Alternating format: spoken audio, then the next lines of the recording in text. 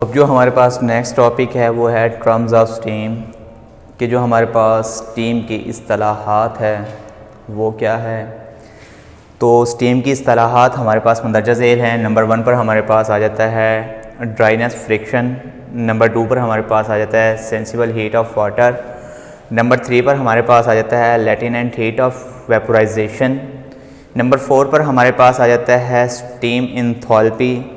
और नंबर 5 पर हमारे पास आ जाता है स्पेसिफिक वॉल्यूम ऑफ स्टीम। अब सबसे पहले देखते हैं कि हमारे पास नंबर 1 पर जो है ड्राइनेस फ्रिक्शन। ड्राइनेस फ्रिक्शन होती क्या है? ड्राई स्टीम और वेट स्टीम के मास के दरमियान निस्बत को हम ड्राइनेस फ्रिक्शन कहते हैं, बशर्त है कि हमारे पास ड्राई और वेट स्टीम की मिकदार बराबर हो, कि ड्राई स्टीम और वेट स्टीम के मास के दरमियान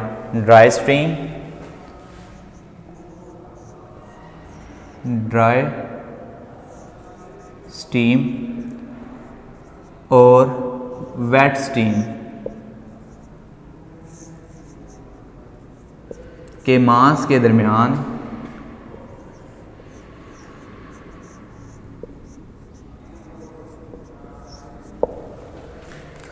ड्राई स्टीम और वेट स्टीम के मास के दरमियान निस्बत को,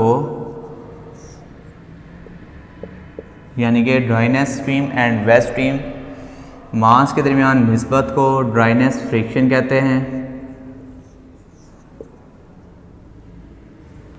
ठीक है कि वेट स्टीम और ड्राई स्टीम के दरमियान मास के दरमियान निस्बत को ड्राइनेस फ्रिक्शन कहते हैं।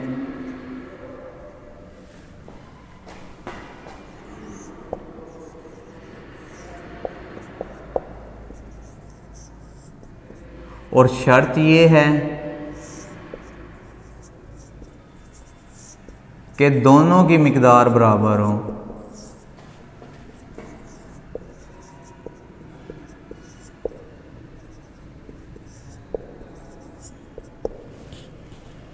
ठीक है, तो इसे हम क्या कहते हैं? Dryness friction.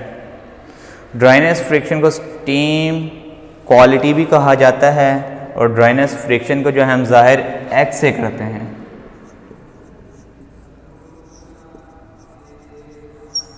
नेस फ्रिक्शन को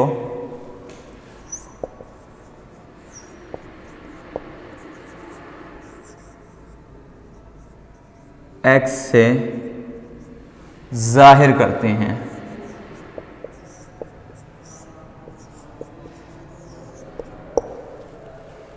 ठीक है, तो अब हमारे पास ड्राइनेस फ्रिक्शन का जो फार्मूला है वो क्या बनेगा? x is equal to mg। ठीक है, mg हमारे पास है ड्राई स्टीम का मास है और हमारे पास mf प्लस हमारे पास क्या है? mg। ठीक है, mf हमारे पास क्या है? mf हमारे पास है स्टीम में मौजूद पानी के ज़र्रात का मास। ठीक है, और हमारे पास जो इसका फार्मूला बनेगा वो इज़ इक्वल टू, हमारे पास टोटल फार्मूला जो इसका बनेगा वो mg डिवाइडेड बाई m।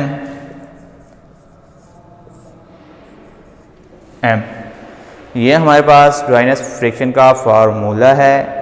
इसे हम हिसाबी तौर पर ऐसे जो है प्रूफ करते हैं। उसके बाद हमारे पास जो है mg क्या था? मास ऑफ, ठीक है, steam, mass of dry steam. mf हमारे पास क्या था?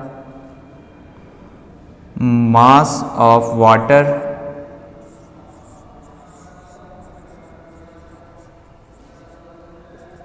ठीक है, जो स्टीम में पानी का ज़रात रह जाते हैं उसे मास ऑफ वाटर कहते हैं। और जो वेट स्टीम का मास होता है उसे हम क्या करते हैं?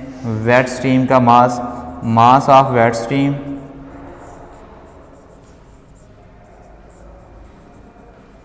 इज इक्वल टू, हमारे पास आ जाता है mf प्लस mg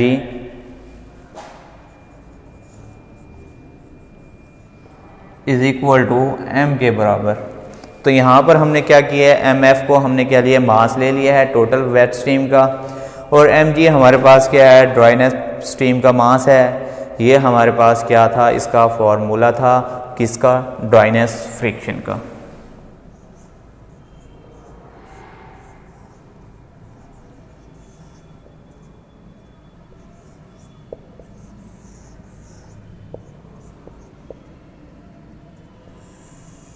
ये हमारे पास ड्राइनेस फ्रिक्शन की डेफिनेशन है, उसका फार्मूला है। अब हम इसे देखते हैं ड्राइनेस स्ट्रीम की ड्राइनेस फ्रिक्शन A के बराबर होती कैसे है। ठीक है, सबसे पहले हम लेंगे इसको, ये हमारे पास फार्मूला है। अब हमारे पास देखते हैं कि ड्राई स्ट्रीम के ड्राइनेस फ्रिक्शन A के बराबर होती है या नहीं। X is equal to mg/m। ठीक है, ये तो इसका फार्मूला आ गया। अब हमारे पास m देखते हैं किसके बराबर है, m is equal to mf plus mg। Wet stream का मास आ गया है। ठीक है, अब हमारे पास क्या है कि अगर हम mf को निकाल दें, x is equal to mg divided by mg, तो mg से mg कैंसिल हो गया, तो हमारे पास x इज इक्वल टू 1 के बराबर आ गया। तो ड्राइनेस फ्रिक्शन हमारे पास 1 के बराबर होती है, क्योंकि हमारे पास जो mf होता है वो बराबर होता है 0 के। जब ये 0 के बराबर है तो यहाँ पर हमारे पास ये ख़त्म हो जाएगा, तो बचेगा हमारे पास क्या, सिर्फ और सिर्फ mg। तो mg डिवाइडेड बाई mg, तो mg से mg कैंसिल हो गया, तो हमारे पास x इज इक्वल टू 1। तो दैट्स प्रूव दैट कि x dryness fraction is equal to 1, कि ड्राइनेस फ्रिक्शन हमारे पास 1 के बराबर होती है। ठीक है, अब नंबर 2 पर हमारे पास है सेंसिबल हीट ऑफ वाटर। कि सेंसिबल हीट ऑफ वाटर होता क्या है। ठीक है, क्या है sensible heat of water.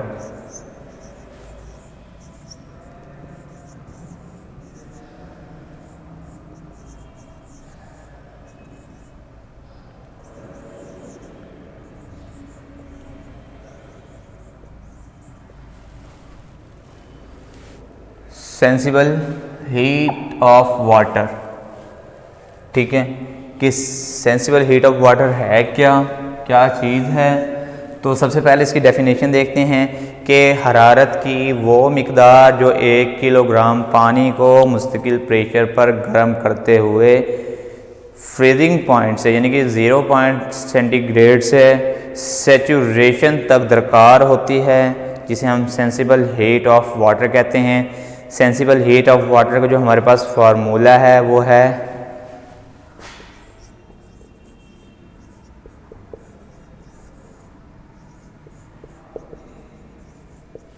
Heat is equal to mass multiply, हमारे पास क्या आएगा, राइज इन टेम्परेचर, जो हम इसको टेम्परेचर देंगे। ठीक है, तो अब देखते हैं कि ड्राइनेस मास हमारे पास किसके बराबर था, 1 के बराबर था। मल्टीप्लाई हम क्या करेंगे, multiply temperature centigrade minus temperature 1। ठीक है, या हमारे पास जो सेंटीग्रेड 0 है हमारे पास। ठीक है, एंड हमारे पास क्या है, super heat, multiply by super heat. ठीक है, अब हमारे पास सुपर हीट की जो वैल्यू है वो है 4.2। ठीक है, अब जब ये से मल्टीप्लाई होगा तो हमारे पास क्या बचेगा, TC minus T 0 centigrade multiplied 4.2, ये हमारे पास बच जाएगा। अब हमारे पास 0 सेंटीग्रेड जो है, अगर हम उसको देखें तो हमारे पास 0 के बराबर ही होगा। टेम्परेचर जो है 0 के बराबर होता है। अगर आपको 0 के भी चीज़ मल्टीप्लाई करें तो वो 0 ही रहेगी। ठीक है, तो हम क्या करेंगे, T सेंटीग्रेड मल्टीप्लाई 4.2। ठीक है, अब इसमें देखते हैं ये हमारे पास किस में है, kilo joule per kilogram minus kelvin. ठीक है, kilogram divided by kilo joule minus kelvin, ये हमारे पास इसके बराबर होता है। तो ये हमारे पास क्या है, इसकी टेम्परेचर आ गया, sensible heat multiply T super heated of water steam. ठीक है, ये हमारे पास इसका सेंसिबल हीट का फार्मूला आ गया। अब हमारे पास नंबर 3 पर है latent heat of water. Latent heat of water, latent heat of water evaporation की तारीफ यूँ की जाती है कि हरारत की वो मिकदार जो दर्जा हरारत को तब्दील किए बगैर 1 किलोग्राम पानी को बुखारात में तब्दील करने के लिए दरकार होती है, जिसे हम लेटेंट हीट ऑफ वाटर या लेटेंट हीट ऑफ वेपोराइजेशन कहते हैं। ठीक है, इसको हम HFX से ज़ाहिर करते हैं। ठीक है, तो हमारे पास पानी का पूरा हवाई प्रेशर जो होता है वो है हमारे पास latent heat of water vaporization की मिकदार के लिहाज से 2275 kilo joule per kilogram. Wet steam में जो हमारे पास इसकी जो वेपोरेशंस होती है उसे हम ज़ाहिर करने के लिए XHF के साथ इसको ज़ाहिर करते हैं, जो हमारे पास लेटेंट हीट ऑफ वेपोराइजेशन कहलाती है। नंबर 4 पर हमारे पास है स्टीम इंथैल्पी। कि स्टीम इंथैल्पी क्या है? पानी की सेंसिबल हीट और लेटेंट हीट का मजमुआ। ठीक है, सेंसिबल हीट और हमारे पास क्या है, पानी की जो लेटेंट हीट और पानी की जो सेंसिबल हीट है, उन दोनों का मजमुआ हमारे पास स्टीम ऑफ इंथैल्पी कहलाता है, जिसे हम Hg से ज़ाहिर करते हैं। और इसका फार्मूला हमारे पास H = HF + XHF। ठीक है, H = HX प्लस हमारे पास जो है XHF होगा। ठीक है, ये हमारे पास जो है इसका फार्मूला है HF प्लस XHF। ये हमारे पास क्या है, स्टीम इंथैल्पी का फार्मूला है। इसमें हमारे पास H जो है वो है स्टीम के इंथैल्पी और HF जो हमारे पास है सेंसिबल हीट ऑफ वाटर, और जो है हमारे पास X जो है वो है ड्राइनेस फ्रिक्शन, और HFG जो हमारे पास है वो है steam wet steam of latent heat. ठीक है, नेक्स्ट हमारे पास जो है वो है स्पेसिफिक वॉल्यूम ऑफ स्टीम। के स्पेसिफिक वॉल्यूम ऑफ स्टीम क्या है? स्टीम के वॉल्यूम के वॉल्यूम मखसूसा भी कहा जाता है। ठीक है, स्पेसिफिक वॉल्यूम ऑफ स्टीम को क्या है? स्पेसिफिक मखसूसा। ठीक है, वॉल्यूम। ठीक है, और स्टीम के वॉल्यूम का मखसूसा की तारीफ़ ऐसे की जाती है कि स्टीम के वॉल्यूम और मास के दरमियान निस्बत को स्टीम स्पेसिफिक मास कहते हैं। ठीक है, steam specific volume of steam कहते हैं, जिसे हमारे पास जो है इसकी जो हमारे पास मखसूस इसका वॉल्यूम मखसूसा का जो वो है यूनिट है, वो हमारे पास है मीटर क्यूब पर किलोग्राम। ठीक है, और जिसका फार्मूला हमारे पास है specific volume of steam = volume of steam divided by mass of steam. तो ये हमारे पास इसकी जो है टर्म्स ऑफ स्टीम थी। सबसे पहले हमारे पास ड्राइनेस फ्रिक्शन, नंबर 2 पर sensible heat of water, number 3 पर latent heat of vaporisation, number 4 पर हमारे पास स्टीम इंथैल्पी, और नंबर 5 पर हमारे पास है स्पेसिफिक वॉल्यूम ऑफ स्टीम। ये हमारे पास थी जो हमने पढ़ ली। चैप्टर हमारा दी एंड हो गया है। इसके जो सवाल है वो आप जो है नोट कर लें कौन कौन से हैं। नंबर 1 पर हमारे पास जो सवाल बनेगा वो है स्टीम से क्या मुराद है। नंबर 2 हमारे पास है मुस्तकिल प्रेशर पर पानी से स्टीम का बनना। नंबर 3 हमारे पास है स्टीम की अक़साम कितनी हैं। स्टीम की 3 अक़साम हैं। फिर आपके पास सवाल आ सकता है, उनके नाम लिखें, wet steam, dry saturated steam, super heated steam. और जो हमारे पास नेक्स्ट सवाल बनता है, ड्राई स्टीम क्या है इसके बारे में बताएं। नंबर 2 हमारे पास क्या है, वेट स्टीम के बारे में बताएं। नंबर 3 हमारे पास क्या है, सुपर हीटेड स्टीम के बारे में बताएं। उसके बाद हमारे पास सवाल आ जाता है सेंसिबल हीट ऑफ वाटर से क्या मुराद है। फिर हमारे पास सवाल आ जाता है ड्राइनेस फ्रिक्शन से क्या मुराद है। फिर हमारे पास सवाल बन सकता है लेटेंट हीट ऑफ वेपोराइजेशन से क्या मुराद है। फिर हमारे पास सवाल बन सकता है स्टीम इंथैल्पी से क्या मुराद है। नेक्स्ट जो हमारे पास सवाल बनता है वो है स्पेसिफिक वॉल्यूम ऑफ स्टीम से क्या मुराद है। ये आपके पास सवाल हैं, इनको आप जो है असाइनमेंट की सूरत में अपने पास लिख लेंगे। इंशाल्लाह नेक्स्ट हम जो है अगला चैप्टर स्टार्ट करेंगे। शुक्रिया। अब जो हमारे पास नेक्स्ट टॉपिक है वो हमारे पास स्टीम के एंथैल्पी या एंथैल्पी ऑफ स्टीम के एंथैल्पी ऑफ स्टीम किसे कहते हैं। जैसे कि आपको मालूम है कि हमारे पास जो एंथैल्पी ऑफ स्टीम है, स्टीम की एंथैल्पी को स्टीम की टोटल हीट भी कहा जाता है। ठीक है, स्टीम की एंथैल्पी को स्टीम की टोटल हीट कहा जाता है। लेकिन जो इसकी डेफिनेशन हमारे पास है, डेफिनेशन हमारे पास कुछ इस तरह बनेगी कि पानी की सेंसिबल हीट और हमारे पास जो है latent heat of water is called steam of enthalpy, कि हमारे पास पानी की स्टीम और जो है हमारे पास लेटेनेंट हीट का मजमूआ हमारे पास स्टीम एंथैल्पी कहलाता है, जिसे हम Hg से ज़ाहिर करते हैं। ठीक है, पानी की स्टीम ऑफ पानी की सेंसिबल हीट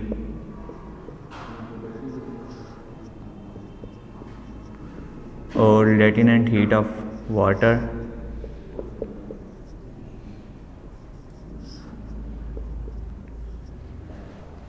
का मजमूआ स्टीम एंथैल्पी कहलाता है।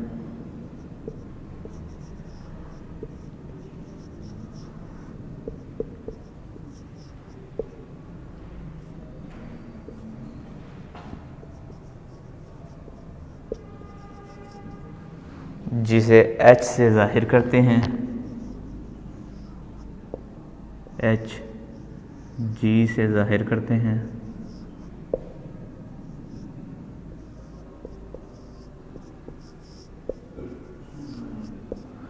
और वेट स्ट्रीम के लिए जो हमारे पास फार्मूला होगा,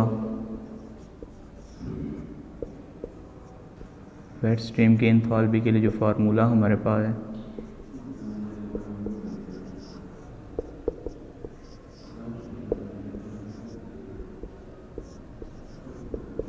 फार्मूला हमारे पास क्या है, H is equal to HF plus XHFG। यहाँ पर जो है हम H से जो मुराद लेंगे वो हमारे पास स्टीम की एंथैल्पी है, वेट स्ट्रीम की।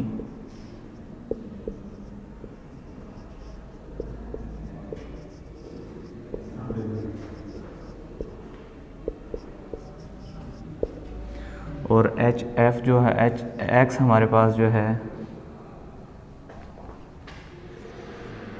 ड्राइनेस फ्रिक्शन है।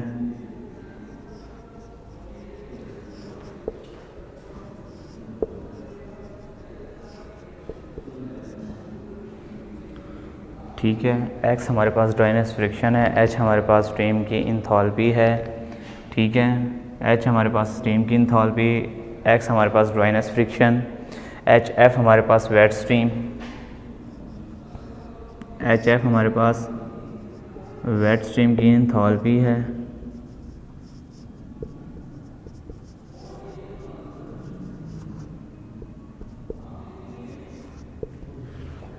और जो हमारे पास HFG है ये हमारे पास वेट स्ट्रीम की लेटेनेंट हीट है।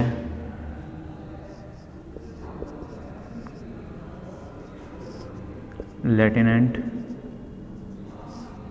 Heat of wet steam.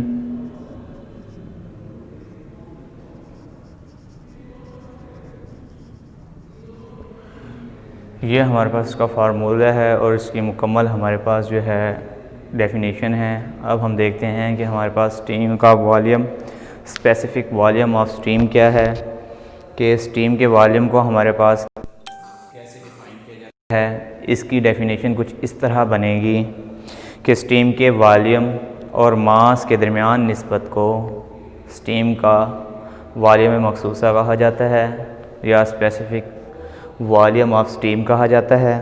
Steam का वॉल्यूम और मास के दरमियान निस्बत को हम क्या कहेंगे, स्टीम का वॉल्यूम मखसूसा।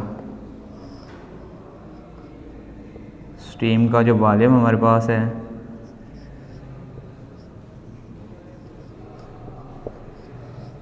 और मास के दरमियान निस्बत को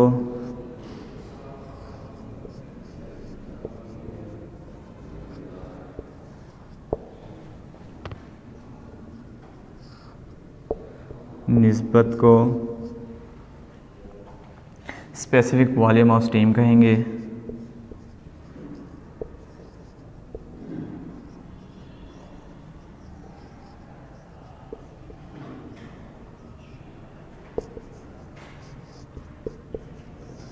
जिसका फार्मूला हमारे पास है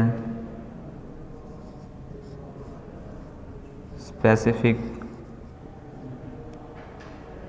volume of steam is equal to volume of mass, volume of steam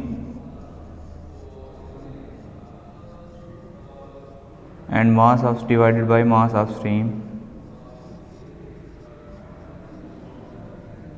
is called specific volume of steam। तो ये हमारे पास जो है वॉल्यूम मखसूसा था स्टीम के लिहाज से। अब हमारे पास जो है अगला जो टॉपिक है वो हमारे पास है टेम्परेचर इंथैल्पी ग्राफ के जो है स्टीम की टेम्परेचर कैसे मापा जाता है, कैसे उसकी मेजरमेंट की जाती है, उसका हम ग्राफ बनाएंगे। उस ग्राफ के लिहाज से हम उसको डिफ़ाइन करेंगे। अब जो हमारे पास टॉपिक है वो हमारे पास है टेम्परेचर इंथैल्पी ग्राफ के। टेम्परेचर इंथैल्पी ग्राफ होता क्या है कि जब हम टेम्परेचर इंथैल्पी ग्राफ को जो है स्टीम के मिलने या बनने के अमल को बआसानी समझा जा सकता है ग्राफ की मदद से। टेम्परेचर के ग्राफ पर जो है इंथैल्पी की जो अमूदी महवर पर लाइनें बनाई जाती है, लाइनें ड्रा की जाती हैं। इस पर हम क्या करते हैं, टेम्परेचर को शो करते हैं। जो हमारे पास ये अमूदी लाइन ड्रा की गई है इस पर हम अपने टेम्परेचर को शो करते हैं, और जो हमारे पास हॉरिजॉन्टल लाइन ड्रा की गई है ये टोटल इंथैल्पी को शो करती है, जिसे हम H से ज़ाहिर करते हैं। ठीक है, अब हमारे पास देखते हैं कि जो हमारे पास पानी से सुपर हीटेड स्टीम हासिल करने के लिए हमें जो है 3 मराहिल से गुज़रना पड़ता है। पानी के 3 मराहिल से हम गुज़रेंगे। तो सबसे पहला हमारे पास जो मरला है इसके दौरान पानी को जो है फ्रीजिंग पॉइंट से बॉइलिंग पॉइंट तक यानी कि सेचुरेशन के मकाम तक गर्म किया जाता है। तो हमारे पास जो है पानी का जो सेचुरेशन से जब शुरू करेंगे पानी को सेचुरेशन तक के मकाम पर, तो 0 सेंटीग्रेड से हम पानी A पॉइंट से शुरू करेंगे। सेचुरेशन का जो हमारे पास मकाम होगा वो हमारे पास पॉइंट B होगा। जब हम पॉइंट B पर पहुँचते हैं तो हमारे पास जो है पानी गर्म हो जाता है। टेम्परेचर जब हमारे पास गर्म होता है, पानी का टेम्परेचर जब बढ़ता है तो हमारे पास पहला मरला A और B पर जाकर वकूफ़ पज़ीर होता है। एक लाइन ड्रा कर ली जाती है, जबकि पहले मरले में हमारे पास जो है दौरान जज़्ब होने वाली हरारत को जो है सेंसिबल हीट ऑफ वाटर कहा जाता है, जो हमारे पास A और P पॉइंट को शो करती है। यहाँ पर हमारे पास एक जो है सर्कल पूरा होता है सेचुरेशन के मकाम पर। जब दूसरे मरहले में पानी को माया से बुखारात में तब्दील किया जाता है, अब हमारे पास क्या था, पानी अभी तक माया हालत में सिर्फ़ और सिर्फ वो बॉयल हुआ है, गर्म हुआ है, सेचुरेशन के मकाम पर पहुंचा था A से B तक। अब जब हम उसको माया से बुखारात में तब्दील करना शुरू करेंगे तो टेम्परेचर ग्राफ दूसरे पर जो है हमारे पास लाइन को ड्रा करेंगे, जिसे हम BC कहते हैं। हमारे पास यहाँ से BC पर पहुँचता है, और जब हमारे पास PC पर पहुँचता है तो इसमें दौरान हरारत जो जज़्ब होती है उसे हम कहते हैं लेटेनेंट हीट ऑफ वेपोराइजेशन। पहले हमारे पास जो पॉइंट था उसमें हमने कहा था कि हमारे पास लेटेनेंट हीट ऑफ वाटर है, जबकि सेंसिबल हीट ऑफ वाटर है जो AP को ज़ाहिर करती है। और दूसरे मकाम BC पर जो हमारे पास लाइन ड्रा होगी, जो लाइन मिलेगी वो हमारे पास PQ को शो करेगी। टेम्परेचर हमारे पास BC होगा और हमारे पास जो इंथैल्पी होगी वो PQ होगी, जिससे हमारे पास जो है लेटेनेंट हीट ऑफ वेपोराइजेशन का अमल शुरू हो जाता है। पानी जो है बुखारात में बनना शुरू हो जाता है। तीसरे मरले में हमारे पास क्या होगा कि तीसरे मरले में जो है हम स्टीम को सुपर हीटेड में कन्वर्ट करते हैं। जब टेम्परेचर हमारे पास जो है इंथैल्पी ग्राफ पर सुपर हीटेड प्रोसेस को ज़ाहिर करता है तो हमारे पास CD होता है। C और D के दरमियान जो हमारे पास एरिया बनेगा वो सुपर हीटेड रीजन कहलाएगा। सुपर हीटेड रीजन में हमारे पास क्या है कि जो हमारे पास इसका टेम्परेचर है उसमें हरारत मुकम्मल तौर पर जज़्ब हो जाती है, और इसे हम QR से ज़ाहिर करते हैं, जबकि हम एरिया को CD से ज़ाहिर कर रहे हैं। और जो हमारे पास रीजन सुपर हीटेड एरिया होगा वो हमारे पास क्या होगा, QR होगा, जहाँ पर हमारे पास मुकम्मल तौर पर जो है स्टीम सुपर हीट हो जाती है। इसमें पानी के बुखारात बिल्कुल नहीं होते जो मुकम्मल तौर पर नमी को ख़त्म कर देते हैं। इस तरह हम अपने ग्राफ को शो करते हैं कि हमारे पास ये तमाम जो है क्रिटिकल पॉइंट पर पहुंचने के बाद दोबारा वापस हमारे पास जो है सुपर हीटेड एरिया रीजन पर आ जाता है, जिससे हमारे मुकम्मल एक ग्राफ शो हो जाता है, जिसे हम टेम्परेचर इंथैल्पी ग्राफ कहते हैं। पहले जो हमने पढ़ा था टेम्परेचर इंथैल्पी ग्राफ पढ़ा था, यह हमारे पास टेम्परेचर इंथैल्पी डायग्राम कह भी सकते हैं इसको। अब हमारे पास जो है टेम्परेचर एंट्रोपी डायग्राम है। अब टेम्परेचर एंट्रोपी डायग्राम में हम देखते हैं कि पानी जो है 0 पॉइंट से 100 पॉइंट तक यानी कि सेंटीग्रेड तक सैचुरेशन के मकाम तक गर्म होगा तो उस टाइम हमारे पास क्या चीज़ वकूफ़ पज़ीर होगी। उसके बाद जब हमारे पास वेपोरेशन में जाएगा तो हमारे पास एंट्रोपी में इजाफा होगा या कमी होगी, वो भी देखेंगे। फिर हमारे पास जो है वेपोरेशन से जो ड्राई सुपर हीटेड स्टीम की तरफ जाएगा उसमें हम देखेंगे कि एंट्रोपी में हमारे पास इजाफा हुआ या कमी हुई, तो वो चीज़ हम डायग्राम की मदद से शो करते हैं। सबसे पहले देखते हैं कि फ़र्ज़ किया कि हमारे पास 1 किलोग्राम पानी है या वाटर है जिसे हमने मुस्तकिल प्रेशर पर गर्म करना है। स्टार्टअप हम लेते हैं कि हमारे पास जो स्टार्टअप पॉइंट है जहाँ पर हमने पानी को जो है मुस्तकिल प्रेशर पर गर्म करना शुरू किया, तो यहाँ पर हमारे पास जो है पॉइंट 2 बनते हैं, 2 रीजन बनते हैं, एक बड़ा ए और एक छोटा है, और जिसे हम 0 सेंटीग्रेड काउंट करते हैं। यहाँ पर जब हमने पानी को जो है बॉयल करना शुरू किया सैचुरेशन के मुकाम पर, जहाँ पर पानी जो है 100 सेंटीग्रेड पर सैचुरेशन पर जाकर बॉयल होना शुरू हो जाता है, तो हमने देखा जब ए पॉइंट से बी पॉइंट तक हमारे पास गया तो एक लाइन ड्रा हुई जिसने हमारे पास क्या है सैचुरेशन के मकाम में जाकर पानी को गर्म किया। तो उस लिहाज से हमारे पास क्या हुआ कि हमारे पास जो पानी की एंट्रोपी थी उसमें भी इजाफा हुआ। उसके बाद हम नीचे देखते हैं कि एंट्रोपी जो हमारे पास है वो ए बनती है। एंट्रोपी जो है हमारे पास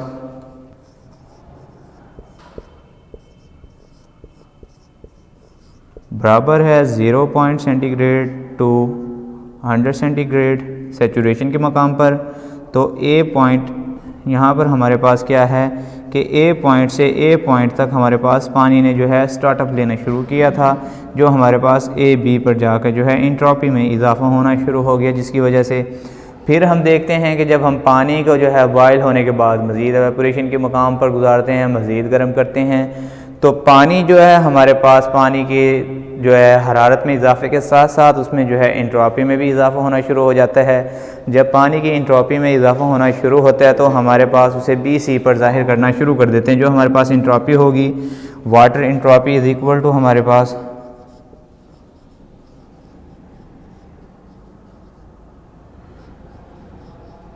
विद एवेपोरेशन, जहाँ पर बुखारात बनना शुरू हुआ वो हमारे पास BC पर पहुँच गए। यहाँ से हमारे पास यहाँ पर था पहले एंट्रोपी 0 टू A थी, हमारे पास A टू B हो गई। फिर हमारे पास क्या है दोबारा पानी को हमने बॉयल करना शुरू किया एवेपोरेशन के मकाम पर, तो B से C के पास हमारे पास एक लाइन ड्रा हुई जिसने एवेपोरेशन पर एंट्रोपी में जो है इजाफा किया और वो BC हो गई। तो उसके बाद जब हमने एवेपोरेशन से दोबारा पानी को मज़ीद गर्म करना शुरू किया तो TS डायग्राम में हमारे पास क्या है पानी जो है C से D पर पहुंचा, तो हमारे पास जो इसकी एंट्रोपी है उसमें भी इजाफा हुआ, और जो हमारे पास एंट्रोपी है वो हमारे पास क्या हो गई CD पर पहुंच गई, जहां पर हमारे पास क्या है पानी जो है मुकम्मल तौर पर सुपर हीटेड स्टीम में कन्वर्ट हो गया, और जो है इसमें से मुकम्मल तौर पर नमी ख़त्म हो गई और उसकी एंट्रोपी में भी इजाफा हुआ। PV डायग्राम में हमारे पास क्या है, जो PV जो हमारे पास है उसमें थर्मोडाइनमिक जो है वर्क को ज़ाहिर करती है, जो PV हमारे पास है वो क्या है थर्मोडाइनमिक वर्क को शो करती है, और जो हमारे पास TS डायग्राम है वो थर्मोडाइनमिक्स प्रोसेस के दौरान खारिज होने वाली हरारत को ज़ाहिर करती है। इस लिहाज से हमारे पास एंट्रोपी और एंथैल्पी जो है दोनों की डायग्राम आपके पास आ गई।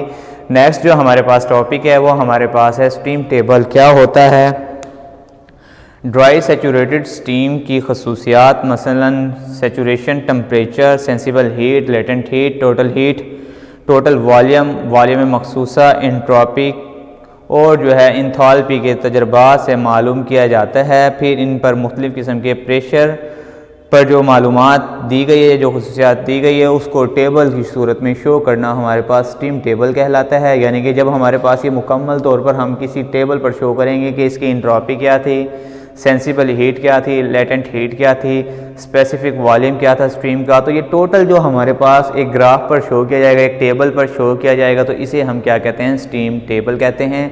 आज जो है हमारा चैप्टर नंबर 4 कंप्लीट हुआ, तो इंशाल्लाह नेक्स्ट जो है हम चैप्टर नंबर जो है 7 स्टार्ट करेंगे इंशाल्लाह। अब तक के लिए खुदा हाफिज़।